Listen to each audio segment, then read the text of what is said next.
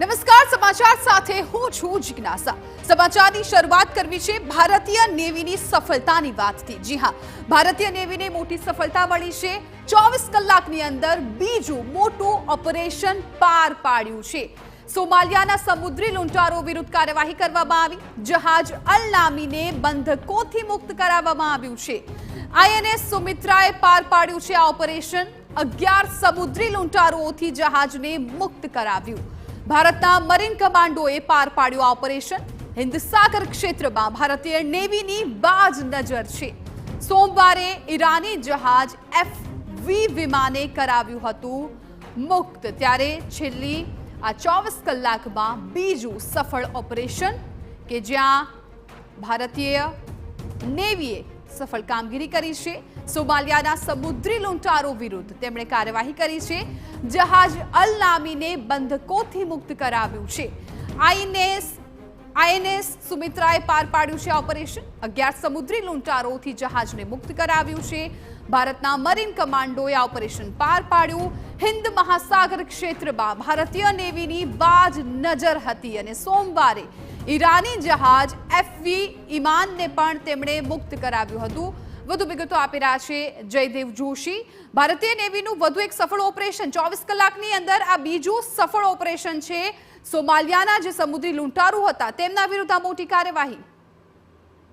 Yes, ખૂબ ખૂબ આપણે કોંગ્રેચ્યુલેટ કરીએ ઇન્ડિયન નેવીને અને ઇન્ડિયન નેવીની જે ઇન્ડિયન નેવલ શિપ્સ જે છે કે જે સતત આ દરિયાઓમાં કે જે દરિયાઓમાં યુએસ ના વોરશિપ્સ, યુએસ નેવીના લોકો પણ હજી પણ આ યમની બેક્ડ હાઉથીઝ હોય, સોમાલિયન પાયરેટ્સ હોય, એ કોઈને કાબુ કરવામાં હજી સંપૂર્ણ રીતે સફળ નથી થયા। એના કારણે કેટલાય વિખવાદ પણ થાય છે અને જો જોવામાં આવે તો આ રીતે જતા મર્ચન્ટ શિપ્સ, વેપારી શિપ્સને બચાવવામાં સફળતા નથી મેળવી શક્યા, એ ભારતીય નેવીએ મેળવી છે।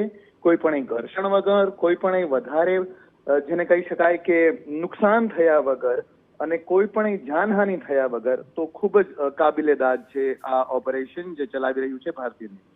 બિલકુલ। અને જયદેવભાઈ, જ્યારે પણ સમુદ્રમાં આવા કોઈ પણ ઓપરેશન પાર પાડવાના હોય છે, નેવી માટે પણ એક મોટું રિસ્ક રહેતું હોય છે। તેમાં જે લોકો છે તેમને બચાવવા જરૂરી બની રહેતા હોય છે।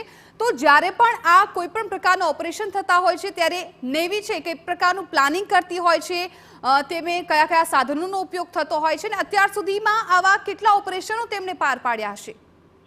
ખૂબ સરસ પ્રશ્ન હવે પૂછ્યો છે।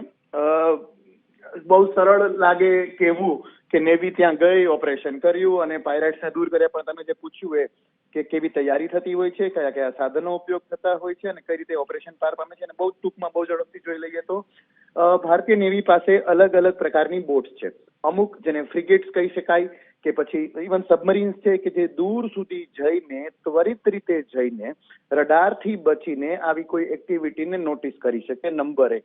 નંબર 2, સર્વેલન્સની કેપેસિટી, કેટલા શિપ્સ ત્યાં ચાલે છે એ બધાની જાણકારી આપણી નેવી રાખી શકે છે, રાખે છે। એમના ડિસ્ટ્રેસ કોલ એટલે અમને તકલીફ છે એવો SOS કોઈ કોલ આવે તો એનો વળતો જવાબ આપવા માટે, મદદ કરવા માટે આપણી નેવી તૈયાર હોય છે। બીજું, ત્રીજું, ત્યાં જવા માટે આપણા જે મોટા નેવલ શિપ્સ છે એ બધા પાસે ફ્લાઇંગ કેપેબિલિટી પણ છે। હેલિકોપ્ટર્સ, ક્યાંક ક્યાંક તો ફાઇટર એરક્રાફ્ટ પણ છે, જેના માધ્યમથી જે આપણા મરીન કમાન્ડોઝ છે એ મરીન કમાન્ડોઝ ત્યાં જઈ અને આ ઓપરેશનને પાર પામી શકે છે।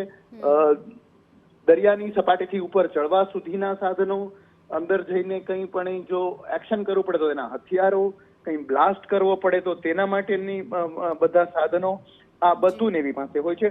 ઓપરેશન પાર પાડવામાં આવતું છે કારણ કે આ બધું દરિયાના 12 નોટિકલ માઇલથી દૂરના વિસ્તારમાં છે, એટલે કોસ્ટગાર્ડનો પણ સપોર્ટ અહીંયા વધારે મળી શકતો નથી। ભારતીય નેવી પોતાની ઇન્ટેલિજન્સ, સેટેલાઇટ, પોતાના શિપ્સ અને પોતાની રડાર સિસ્ટમના માધ્યમથી આ બધા ઓપરેશન કરે છે। અને કેટલા, છેલ્લો સવાલ આપનો હતો, આવા કેટલા ઓપરેશન થયા, તો છેલ્લા 1-2 મહિનામાં જ આવા 5 થી 7 ઓપરેશન્સમાં આપણે કોઈ ને કોઈ રીતે અલગ અલગ મર્ચન્ટ શિપને બચાવવાનું કામ આપણી નેવી કરી ચૂકી છે। બિલકુલ જયદેવભાઈ, આપણો ખૂબ ખૂબ આભાર અમારી સાથે વાતચીત કરવા બદલ। તો સંરક્ષણ નિષ્ણાંત જયદેવ જોશી કે જેઓ જણાવી રહ્યા છે કે આ પ્રકારના કોઈ પણ ઓપરેશન પાર પાડવા એ સહેલી વસ્તુ નથી હોતી, સહેલી વાત નથી હોતી। જે ભારતીય નેવી છે તેમણે ખૂબ સરાહનીય કામગીરી કરી છે। 11 જેટલા સમુદ્રી લૂંટારોથી આ જહાજને મુક્ત